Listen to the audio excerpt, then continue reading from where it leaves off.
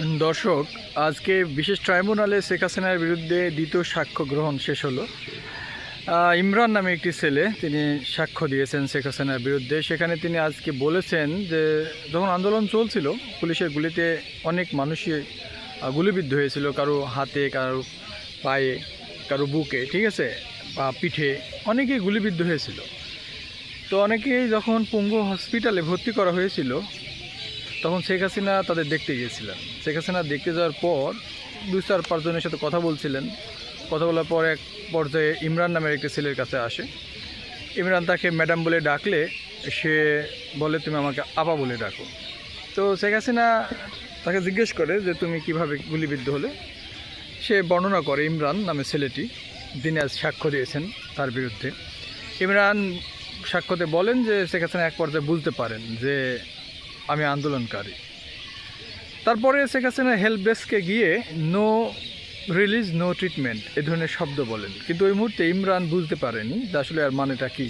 পরবর্তীতে যখন দেখলেন ডাক্তাররা তাদের আর কোনো রকম সহযোগিতা করছে না, চিকিৎসা দিচ্ছে না, বা তার বাবা ওষুধ আনলে সেখানে বাধা দেওয়া হচ্ছে, এক কথা সুন্দরভাবে তাদের চিকিৎসা দেওয়া হচ্ছে না, তখন এতে ইমরান উপলব্ধি করেন যে নো রিলিজ নো ট্রিটমেন্ট এই শব্দের মানে।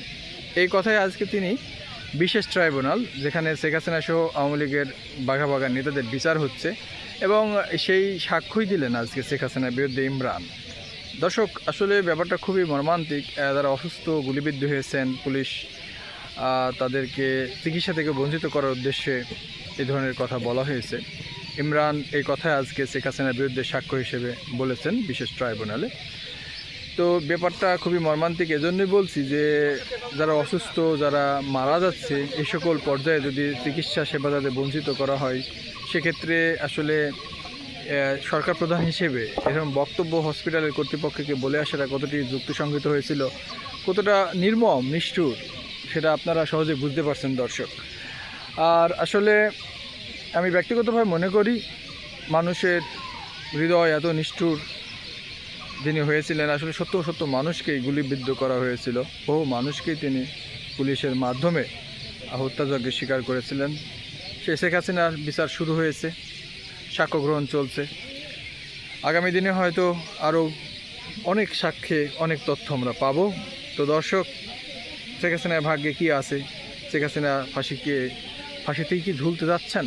অবশেষে তাই হতেও পারে, অনেক অনুমান করছেন, যেহেতু শুধু তার বিরুদ্ধে নয়, আওয়ামী লীগের আরও বড় বড় নেতাদের বিরুদ্ধে কিন্তু অনেক মামলা এবং নতুন নতুন মামলা যুক্ত হচ্ছে। আজকে ভিডিওটি এই পর্যন্ত। দর্শক, চ্যানেলে নতুন যারা এসেছেন সাবস্ক্রাইব করতে ভুলবেন না, আর লাইক কমেন্ট শেয়ার করবেন। দেখা হবে নতুন ভিডিওতে, দেখা হবে ইনশাল্লাহ। আর সেই সাথে সাথে বলবো, যে যেখানে থাকেন অবশ্যই নামাজ কালাম পড়বেন। সুস্থ থাকুন সব সময়।